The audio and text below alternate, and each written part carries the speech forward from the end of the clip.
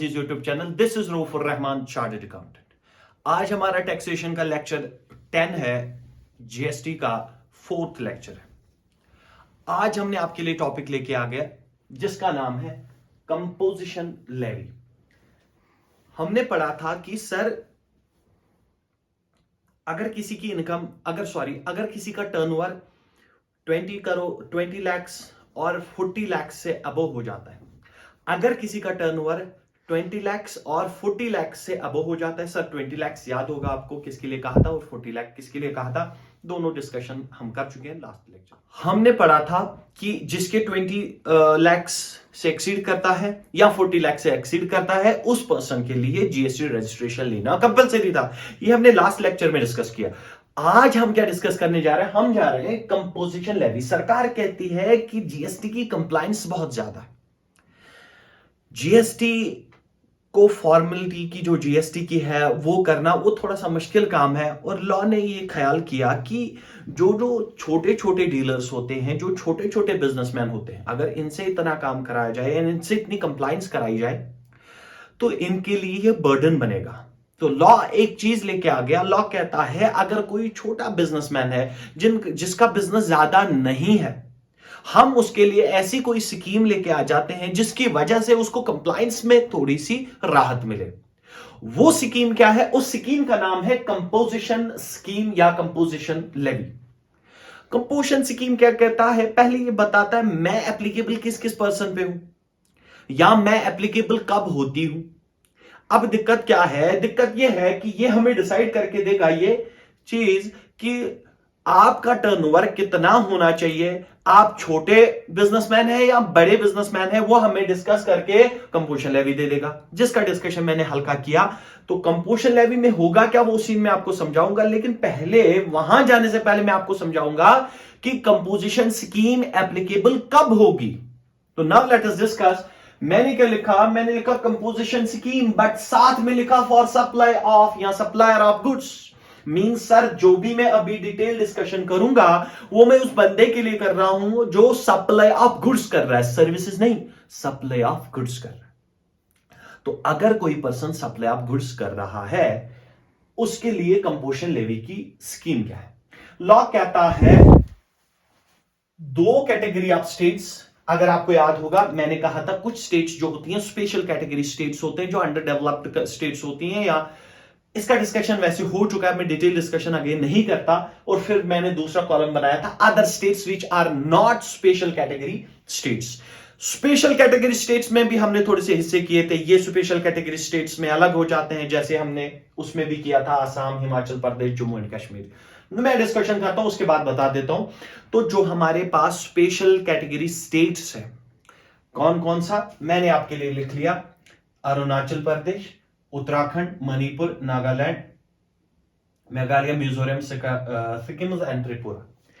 Law कहता है if person belongs to these states तो उसके लिए कंपोजिशन स्कीम कब तक एप्लीकेबल है, यानी कब तक वो ऑप्शन ले सकता है कि मुझे कंपोजिशन स्कीम चाहिए, जनरल स्कीम नहीं। जनरल हो गया नॉर्मली अगर आप as a GST registered dealer या एज अ जीएसटी मेंबर अपने आप को रजिस्टर करते हैं, तो या नॉर्मल स्कीम जो होती है। अब कंपोजिशन स्कीम में आने के लिए आपके लिए कुछ कंडीशंस है। पहले हम डिस्कशन करते हैं स्पेशल कैटेगरी। स्पेशल कैटेगरी में हम इन स्टेट्स का डिस्कशन करते हैं। तो लॉ कहता है अगर इन स्टेट्स में जो बिजनेस कर रहे हैं अगर उनका aggregate turnover, sir aggregate turnover का क्या मतलब लास्ट लेक्चर में ऑलरेडी डिस्कस कर चुके हैं।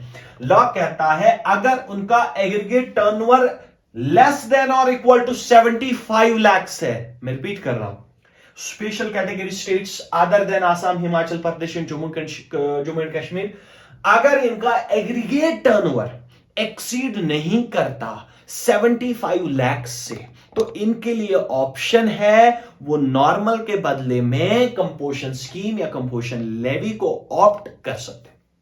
सर क्या मतलब हुआ, फायदा क्या होगा इस चीज से, मैं आपके साथ अभी डिस्कस करूंगा, डिटेल डिस्कशन करूंगा कि इसके लिए क्या क्या सीन बनेगा।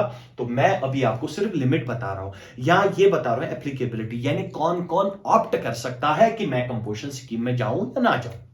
लॉ कहता है, यही तो डिस्कशन है, इससे ये पता चला कि किसका छोटा बिजनेस है, किसका बड़ा बिजनेस है। तो लॉ कहता है अगर इन स्टेट्स में आप काम करते हैं और आपका टर्नओवर 75 लाख या 75 लाख से कम है, तो आपके पास ऑप्शन है, आप कंपोजिशन स्कीम ऑप्ट कर सकते हैं, यानी आप कंपोजिशन स्कीम में आ सकते हैं।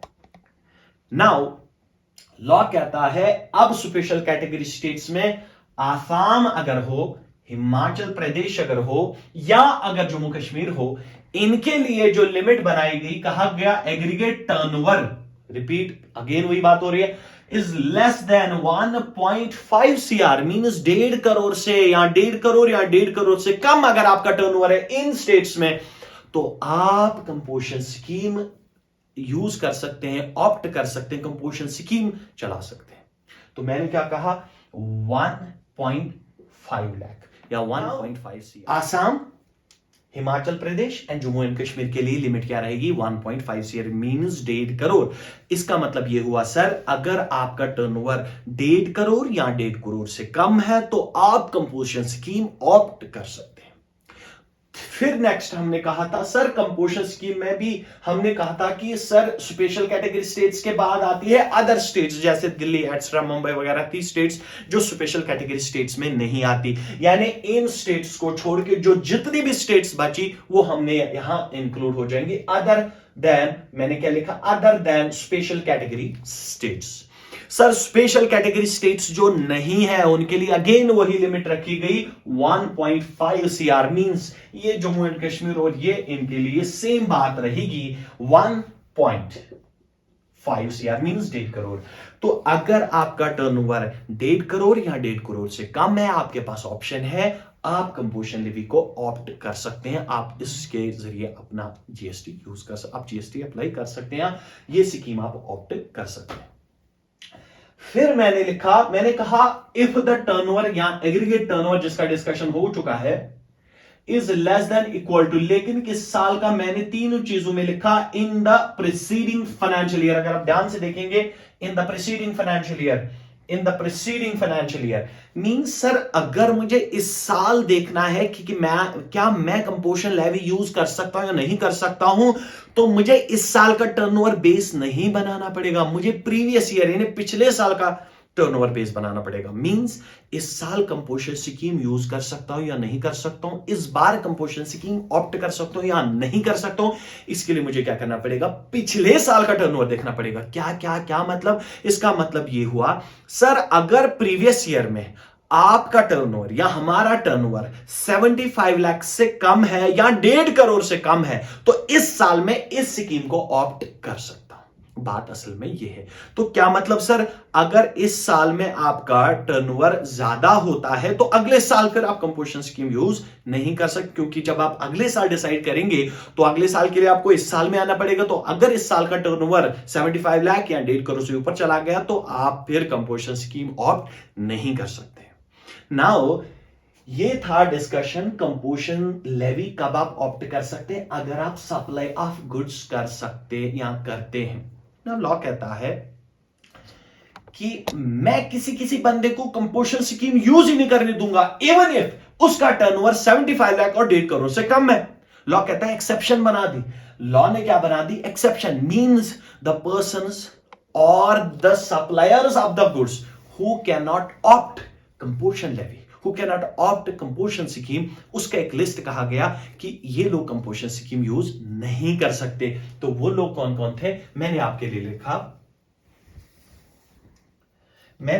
लिखा यहां पे कंपोजिशन स्कीम मैंने ओवरऑल बता दिया कि कंपोजिशन स्कीम में यहां कंपोजिशन स्कीम किन लोगों पे एप्लीकेबल नहीं है। मैंने लिखा, एक तो लिखा ice cream, the manufacturers of ice cream, जो आइसक्रीम बनाते हैं तो उनके लिए कंपोजिशन स्कीम एप्लीकेबल नहीं है या अवेलेबल नहीं है, यानी वो ये वाला ऑप्शन यूज नहीं कर सकते। उसके बाद हो गया जो कंपनीज या जो लोग पान मसाला बनाते हैं, पहला क्या है, आइसक्रीम वाले, यानी ये है तो इसकी एक्सेप्शन, क्या क्या एक्सेप्शन है, एक वो पर्सन जो क्या बनाता हो, आइसक्रीम बनाता हो, नेक्स्ट जो पान मसाला सप्लाई ऑफ गुड्स करता हो, या वो बंदा जो टबैको सप्लाई ऑफ गुड्स करता है, उसके बाद लिखा एरिएटेड वाटर जो सप्लाई करता हो। ये 3 जो पर्सन ये 4 सप्लाई ऑफ गुड्स करता हो या इनमें से एक भी सप्लाई करता है, उसके लिए कंपोजिशन स्कीम एप्लीकेबल नहीं है। सर अब ये बताओ, हम कंपोजिशन स्कीम यूज ही क्यों करें? हमारे पास एक नॉर्मल ऑप्शन है। मैं प्रिज्यूम कर लेता हूं, अगर हमारे पास नॉर्मल स्कीम है, नॉर्मल स्कीम में आप ऐसा प्रोडक्ट सप्लाई करते हैं जिसका जीएसटी रेट जो है वो है 18%, प्रिज्यूम कर लेते हैं।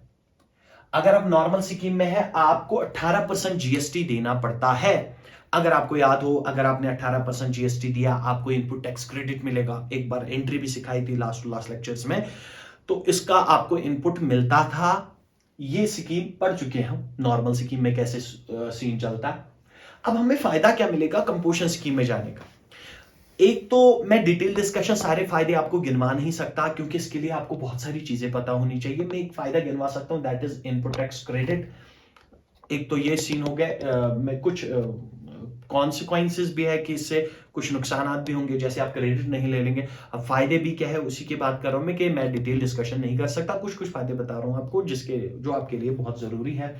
तो फायदा क्या है कि अगर नॉर्मल स्कीम में आपको जीएसटी रेट 18% लगती है, लॉ कहता है अगर आप कंपोजिशन स्कीम यूज करते हैं, लेकिन अगर आपकी कंडीशन फुलफिल होती है, कौन सी वाली कंडीशन? 75 लाख और 1.5 करोड़ से एग्रीगेट टर्नओवर कम है, तो आप ये कंपोजिशन स्कीम यूज कर सकते हैं। तो ऑप्शन क्या दिया सरकार ने? लॉ कहता है अगर आप कंपोजिशन स्कीम में आते हैं और आप मैन्युफैक्चरर हैं, मतलब सर आप कंपोजिशन स्कीम में आते हैं और आप मैन्युफैक्चरर हैं और आप मैन्युफैक्चरिंग सर्विसेज प्रोवाइड, मैन्युफैक्चर करते हैं कोई चीज, तो आप पे जो जीएसटी रेट एप्लीकेबल होगी वो 1% होगी। मींस सर मुझ पे 18% फिर नहीं लगेगा? आंसर इज यस, आप पे 18% नहीं लगेगा। तो आप पे कितना लगेगा? ओनली 1%। मींस सर आपका देखा जाएगा total turnover means taxable multiplied by 1%, जितना जीएसटी बनेगा ये आपने पे करना है, 18% पे नहीं करना। ये फायदा है जीएसटी या कंपोजिशन स्कीम। लेकिन इसमें दिक्कत भी है कि जैसे आपने क्या किया था, अगर आपने कोई परचेज की, फिर उस पे इनपुट पे किया, फिर आप उसे सोल्ड कर रहे हैं, आप इनपुट टैक्स क्रेडिट यूज करते थे, इसमें वो ऑप्शन ही नहीं। लॉ कहता है अगर आप कंपोजिशन स्कीम अप्लाई करते हैं, आप इनपुट टैक्स क्लेम नहीं कर सकते। पॉइंट नंबर 2 कि अगर आपने कंपोजिशन स्कीम यूज की, अब जो बायर होगा, बायर को उस चीज का क्रेडिट नहीं मिलेगा, प्लस ना आप उससे जीएसटी कलेक्ट कर सकते। मतलब क्या हुआ? इसका मतलब ये हुआ आप टैक्स इनवॉइस जारी नहीं कर सकते। आप अपनी टैक्स इनवॉइस या आप आपकी जो इनवॉइस होगी उस पर आप ये नहीं लिख सकते कि मैंने इतना सेल किया और इतना इसका जीएसटी। तो मैं ये कह रहा था आपसे कि आप क्या क्या नहीं कर सकते थे। पहली बात ये कहा था कि अगर आप परचेज करते हैं उस पर जीएसटी पे करते हैं, तो आप उस जीएसटी का इनपुट टैक्स क्रेडिट नहीं ले सकते। तो पहली दिक्कत तो ये थी। और दूसरी दिक्कत क्या है इसमें? आप अगर आप सेल करते हैं, जब आप किसी थर्ड पर्सन को बेचेंगे, तो आप थर्ड पर्सन से जीएसटी कलेक्ट नहीं कर सकते, यानी आप टैक्स इनवॉइस जारी नहीं कर सकते। टैक्स इनवॉइस जारी होगी तभी इनपुट टैक्स क्रेडिट क्लेम किया जा सकता है, जो कि हम अब नहीं कर सकते अगर आप कंपोजिशन स्कीम यूज करते हैं। तो मैं ज्यादा डिस्कशन नहीं करता, तो मैंने हल्का क्या बताया कि अगर आप गुड्स सप्लाई करते हैं तो आपके लिए 75 लाख और 1.5 करोड़ की लिमिट रहेगी। अगर आपने ऐसा किया तो आपके लिए सीन क्या था? अगर आप मैन्युफैक्चरर है तो आपकी जो जीएसटी रेट लगेगी वो 1%, इवन तो आप वो वाला गुड सप्लाई करते हो जिसपे 18%, 28% कोई भी रेट लगती हो, आपको सिर्फ कौन सी रेट? कंसोलिडेटेड रेट 1% देनी पड़ेगी। लेकिन आप बायर से जीएसटी कलेक्ट नहीं कर सकती। ये 1% मीन्स सर क्या ये 5% मुझे अपने जेब से एक एंगल से देना पड़ेगा? आंसर इज यस, आपने अपने जेब से देना पड़ेगा। जो यहां तो आप ऐसा कर सकते हैं, आप इंक्लूसिव ऑफ 1% सेल दिखा सकते हैं, लेकिन आप अलग से 1% ये नहीं लिख सकते इनवॉइस में कि मैं 1% जीएसटी चार्ज कर रहा हूं, ये अलाउड नहीं है। तो आप क्या लिख सकते हैं? ओनली प्राइस मैंने कितने में सोल्ड आउट किया, और जितना आपका टर्नओवर बनता है एक वो, क्योंकि इसकी क्वार्टरली रिटर्न जाती है, तो क्वार्टरली आपका टोटल किया जाएगा, एक क्वार्टर का कितना जीएसटी आपका या टोटल टर्नओवर कितना हुआ उस पे मल्टीप्लाइड बाय 1% किया जाता है, उतना आपको जीएसटी पे करना पड़ेगा। नाउ उसके बाद कहा गया कि रेस्टोरेंट सर्विसेज है। सर आपने तो यहां टॉपिक बनाया supply of goods. Supply of goods में हम अब डिस्कशन करेंगे, सर्विसेज का डिस्कशन यहां नहीं होगा, सर्विसेज के लिए कुछ अलग है अगर आप सप्लायर ऑफ सर्विसेज है। लेकिन एक चीज यहां लाई गई जिसको कहते हैं हम रेस्टोरेंट सर्विसेज। अगर आप रेस्टोरेंट सर्विसेज प्रोवाइड करते हैं तो आपके लिए जो जीएसटी रेट है, रेस्टोरेंट वालों के लिए जो जीएसटी रेट है वो है 5%। आपने पे करना पड़ेगा 5%। मींस अगर रेस्टोरेंट सर्विसेज प्रोवाइड करते हैं और आप फिर कंपोजिशन स्कीम में जाना चाहते हैं तो आपने क्या करना पड़ेगा, आपने जीएसटी कंसोलिडेटेड कितना पे करना पड़ेगा, आपने सिंपल 5% जितना आपका टर्नओवर होता है उसका multiply. Now the other is other suppliers means other supplies. तो हमने क्या कहा, मैन्युफैक्चरर का डिस्कशन हो गया, जो मैन्युफैक्चरर ऑफ सर्विसेज करता हूं। मैंने अभी आपसे डिस्कशन तो किया था कि कंपोजिशन लेवी कौन कौन ऑप्ट नहीं कर सकता, लेकिन मैंने वो यहां पे लिखा। इसका लॉजिक क्या है, मैंने सर यहां पे क्यों लिखा, असल में ये किसके बारे में, एक्चुअली मैन्युफैक्चरर्स के बारे में। मींस सर कि ये जो कंपोजिशन लेवी है ये मैन्युफैक्चरर ऑप्ट कर सकते हैं, मैंने कहा 1% देना पड़ेगा। इसी चीज की मेनली एक्सेप्शन है, ये एक्सेप्शन ऑटोमेटिकली कंपोजिशन लेवी की भी ओवरऑल एक्सेप्शन बनेगी, तो ये असल में एक्सेप्शन है मैन्युफैक्चर की। वो क्या कहता है, कहता है the person who manufactures ice cream can not opt for the composition scheme, the person who manufacture paan masala can not opt for composition scheme, and the manufacturer of tobacco cannot opt for the composition scheme, and finally aerated water जो आप manufacture करते हैं वो ये scheme opt नहीं कर सकता। आप यहां से इसकी एक्सेप्शन बनाओ या मैन्युफैक्चर के नीचे बनाओ, कोई फर्क नहीं पड़ता, दोनों चीजें सेम।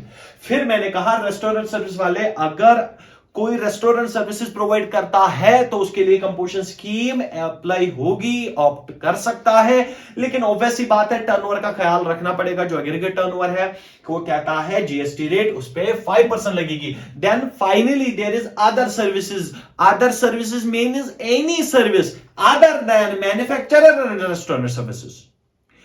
तो क्या कहता लॉ, इनके लिए अगेन लॉ कहता है 1% किस चीज का सर, एग्रीगेट टर्नओवर का 1% लिया जाएगा जीएसटी। लेकिन प्रोवाइडेड आपका जो टर्नओवर है यानी कंपोजिशन स्कीम लेवी जो आप ऑप्ट कर सकते हैं उसके लिए जो टर्नओवर का लिमिट है वो आप फुलफिल करें। अगर वो फुलफिल होता है तब जाके आप ये ऑप्शन ले सकते हैं। तो मैंने ये डिस्कशन आपके साथ किया कि अगर आप कंपोजिशन, आप अभी डिस्कशन किस पे हो रहा था, सप्लाई ऑफ गुड्स कर रहे हैं। फिर मैंने कहा 2 स्टेट्स का डिस्कशन किया, नॉर्मल स्टेट्स और स्पेशल कैटेगरी स्टेट्स। स्पेशल में भी 3 को अलग कर दिया गया, असम, हिमाचल, जम्मू कश्मीर, इनके लिए 1.5 करोड़ का लिमिट है, और स्पेशल जो बाकी बची स्पेशल कैटेगरी स्टेट्स उनके लिए 75 लाख का लिमिट है, और जो जितनी भी बाकी स्टेट्स है उनके लिए 1.5 करोड़ का लिमिट है। लेकिन डिस्कशन किसके बारे में हो रहा था, गुड्स के बारे में।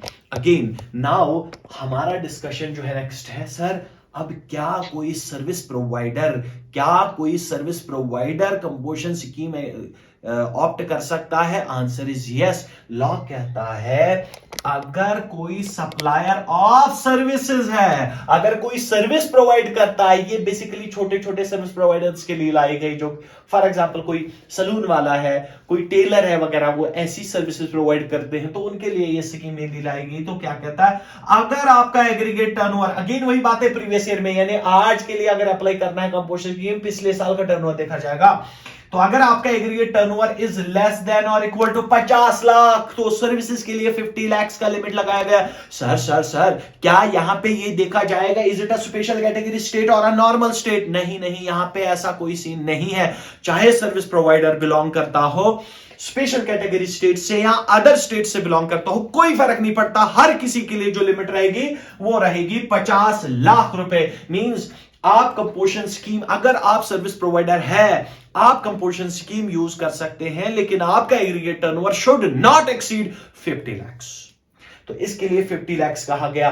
और दूसरी जो आपके लिए इंपॉर्टेंट बात बनेगी वो ये है बेटा, आपके लिए जीएसटी रेट जो रहेगी वो 6% आप एग्रीगेट टर्नओवर रहेगी। मींस अगर आप सर्विसेज प्रोवाइड करते हैं और आपका एग्रीगेट टर्नओवर सर्विसेज का 50 लाख से ऊपर नहीं जाता तो आप कंपोजिशन स्कीम यूज कर सकते हैं। तो आपको कंपोजिट टैक्स रेट देनी पड़ेगी, जिसे हम कंपोजिट टैक्स रेट कहते हैं, दैट इज 6%। तो आपको 6%, इवन दो आपकी वो सर्विसेज लाइबल फॉर जी 18% है, तो आप अगेन क्या करेंगे, 6% पे देना पड़ेगा if you are liable to opt for GS composition scheme.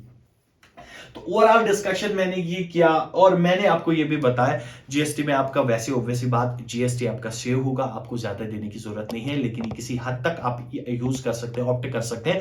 और जब आप बड़े बिजनेसमैन बनेंगे तो फिर आपके लिए ये ऑप्शन ओपन नहीं है, आप ये यूज नहीं कर सकते। ये भी बताया कि इस मैंने हवा में मैंने आपके लिए लिख भी लिया कि कंडीशन क्या है कि buyer is not allowed to take credit of input tax. जो डिस्कशन इससे पहले मैं कर चुका हूं कि आप फिर इनपुट टैक्स क्रेडिट जो आपको मिलता है आप उसे यूज नहीं कर सकते।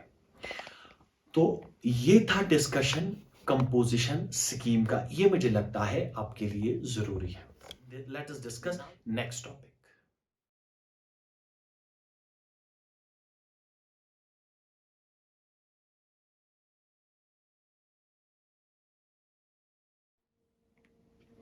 Now let's discuss next topic. Next topic क्या है, हमने जब इनकम टैक्स पढ़ा था हमने कहा था आपसे आपको ईयरली एक रिटर्न फाइल करनी पड़ती है जिसको हम आईटीआर कहते थे, इनकम टैक्स रिटर्न।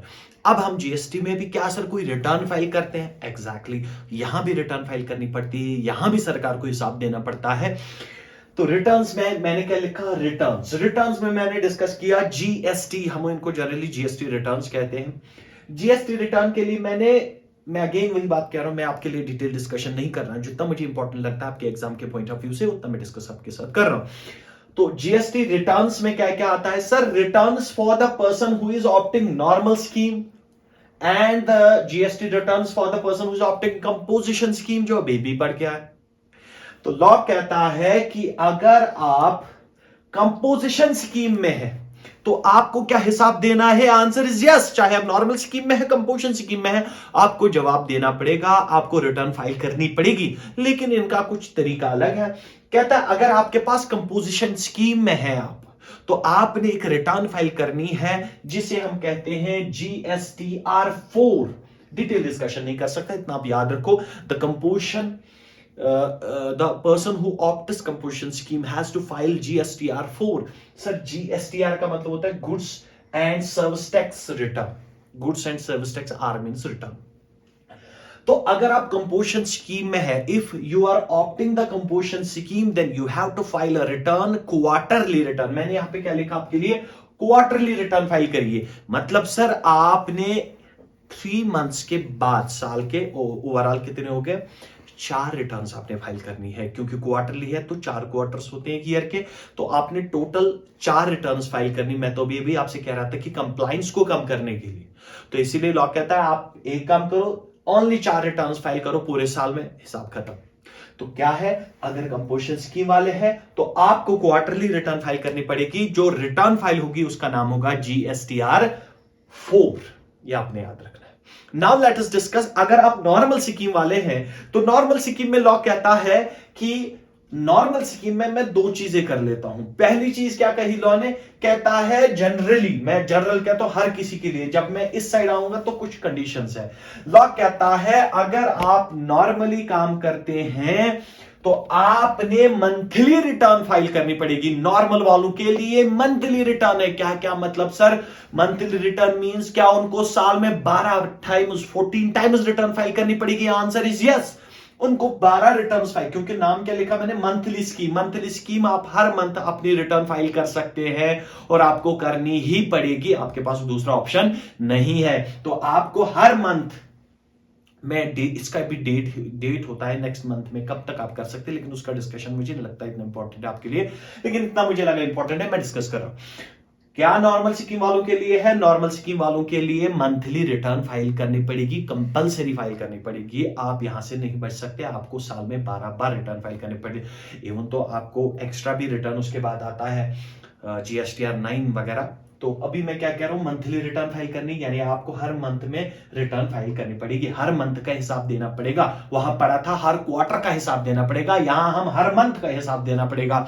लेकिन आपने दो टाइप की रिटर्न्स यहां फाइल करनी होती है अगर हम नॉर्मल सीन में है। सर क्या दो टाइप के रिटर्न्स? दो टाइप के रिटर्न। पहली रिटर्न का नाम होता है GSTR1, goods and service tax return 1, और दूसरी होती है goods and service tax return 3B। इसको हम कहते हैं 3B, इसको कहते हैं GSTR1।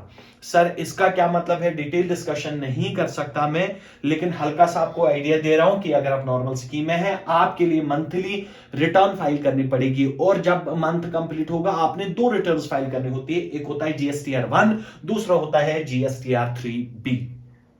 उसके बाद हमारा लॉ आया, पिछले साल ही में आया, जब कंप्लायंस ज्यादा होगी तो लॉ ने कहा हम इनके लिए एक स्कीम लेके आते हैं, क्योंकि कंप्लायंस, जब भी जीएसटी पोर्टल ने सर्वे किया उससे पता चला कि यहां तो लोग रिटर्न फाइल कर ही नहीं रहे, इनके लिए तो कंप्लायंस बर्डन बन गया। अब इस बर्डन को अगेन लॉ ने अंडरस्टैंड करके ये कहा कि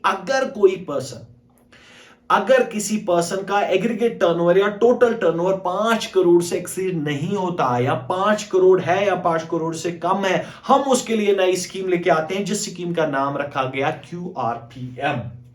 यहां मैंने लिखा क्वार्टरली स्कीम लेके आए, पिछले साल में ही इंट्रोड्यूस हुई, जिसका नाम था QRMP and QRMP means quarterly return monthly payment. मैं हल्का सा समझा देता हूं, quarterly return and monthly payment. Law कहता है ठीक है, आप कंप्लायंस ज्यादा ना करो, आप बार बार रिटर्न फाइल करने की जरूरत नहीं है, provided your turnover in the preceding financial does not exceed 5 crore. तो आपके पास ऑप्शन क्या है सर? आपके पास ऑप्शन है, लॉ कहता है आप एक काम करो, आप 3 महीनों के बाद हमें हिसाब दो, यानी आप अपनी रिटर्न फाइल करो 3 मंथ्स के बाद, यानी 3 मंथ कंप्लीट हो जाएंगे, अब आप रिटर्न फाइल करो। मींस आपने टोटल 4 रिटर्न्स फाइल करने की। लेकिन लॉ आपका हिसाब डिले कर रहा है, लेकिन आपकी पेमेंट को डिले नहीं कर रहा। तभी लॉ क्या कहता है, क्वार्टरली रिटर्न फाइल करो, कोई दिक्कत नहीं। दूसरा क्या, आप मंथली लेकिन पेमेंट करो। मतलब सर आपने पेमेंट पर मंथ करनी पड़ेगी, आंसर इज यस, लेकिन फिर आप उसकी फाइल जो रिटर्न करेंगे वो 3 मंथ्स के बाद करेंगे। इसका मतलब लॉ क्या कह रहा है, लॉ आपकी रिटर्न को डिले करने का ऑप्शन दे रहा है, लेकिन टैक्स को रिले करने का ऑप्शन नहीं दे रहा, आपको मंथली टैक्स देना पड़ेगा। तभी इस स्कीम का भी नाम उन्होंने रखा QRMP scheme, that is quarterly return and monthly payment. इसमें भी आपको दो रिटर्न्स फाइल करनी, फिर क्वार्टरली में आपने क्या, GSTR again, GSTR3B and GSTR1। इसका दूसरा भी एक फॉर्म होता है जिसे हम इफ फॉर्म कहते हैं, लेकिन आपके सिलेबस का पार्ट वो नहीं बनेगा, इसलिए मैं डिस्कस नहीं कर रहा हूं। तो अगेन कंपोजिशन स्कीम में भी और एक फॉर्म है जो कि आपके लिए अगेन मुझे नहीं लगता जरूरी है, जितना आपके लिए जरूरी था इतना हमने डिस्कस किया। ये था रिटर्न्स का scene. Now let us discuss next topic. Now let us discuss next topic, which is e-way bill, means electronic way bill. Law कहता है कि अगर आप मूवमेंट ऑफ गुड्स कर रहे हैं from one place to another place, और जो गुड्स उस गाड़ी में या जिससे भी आप मूवमेंट कर रहे हैं, अगर उन गुड्स का वैल्यू 50,000 से ज्यादा होता है, अगर उन गुड्स का वैल्यू 50,000 से ज्यादा हुआ तो आपने एक ई-वे बिल जनरेट करनी पड़ेगी। ये एक डॉक्यूमेंट होता है, रिसीट होती है कि मेरे पास जो गाड़ी होती है उसको देना पड़ता है, कि वो शो करेगा। अगर कल उसे कोई भी टैक्स ऑफिसर पकड़ देता है तो वो ये जवाब दे सकता है कि मेरी गाड़ी में क्या क्या गुड्स है, उसकी एक लिस्ट एक्चुअली होती है। तो मैं उसी का डिस्कशन आपके साथ करने जा रहा।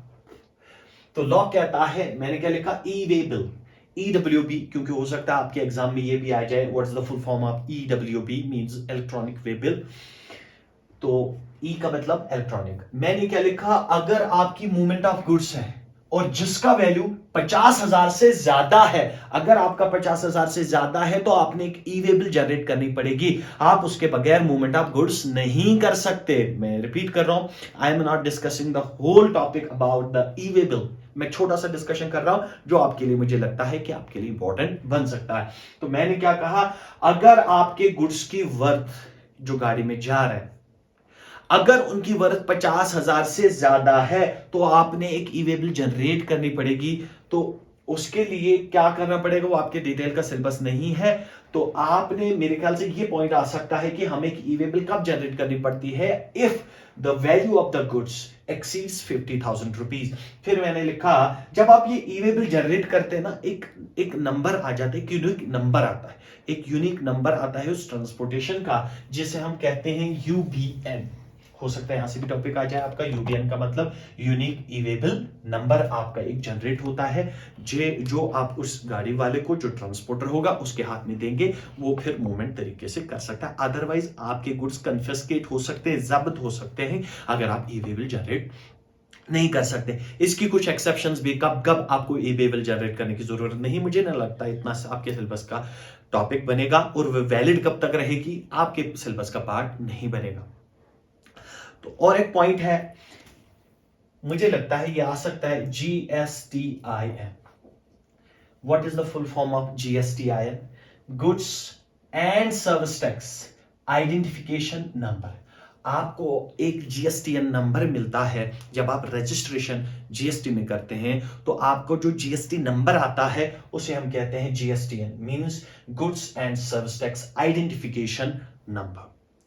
तो मेरे ख्याल से जितना मुझे लगा कि ये मेरी ओपिनियन है, जितना मुझे लगा कि आपके सिलेबस का पार्ट बन सकता है, उतना मैंने आपके साथ डिस्कस किया। मेरे ख्याल से इतना मोर देन सफिशिएंट है आपके लिए इनडायरेक्ट टैक्सेशन के लिए। हाउएवर, अब कुछ बच्चे इंसिस्ट करते हैं सर एमसीक्यूज। मैंने आपसे पहले भी कहा, बार बार वही बात कर रहा हूं, अगर आप ध्यान से लेक्चर्स को देंगे, ध्यान से सारे लेक्चर्स देखो, जितने भी लेक्चर्स हमारे, इवन इनडायरेक्ट टैक्सेशन पे देखो, फिर गूगल पे आप एमसीक्यू चेक कर सकते हैं। आप यहां से पढ़ो, गूगल से एमसीक्यू चेक करो, और फिर ये चेक करो कि क्या हमें एमसीक्यूज आते हैं या नहीं आते, ऐसे चेक करो। बट उसके बावजूद मैं सोच रहा हूं कुछ एमसीक्यूज आपको इस टॉपिक के बारे में, दोनों इनकम टैक्स और जीएसटी के बारे में भी लेके आऊंगा इंशाल्लाह। लेकिन अभी कुछ दिनों के लिए ब्रेक रहेगी, क्योंकि थोड़ा सा इंपॉर्टेंट काम है, इसलिए अभी तो नहीं आएगा, कुछ दिन के बाद ही आएगा। तब तक के लिए good luck, have a nice day.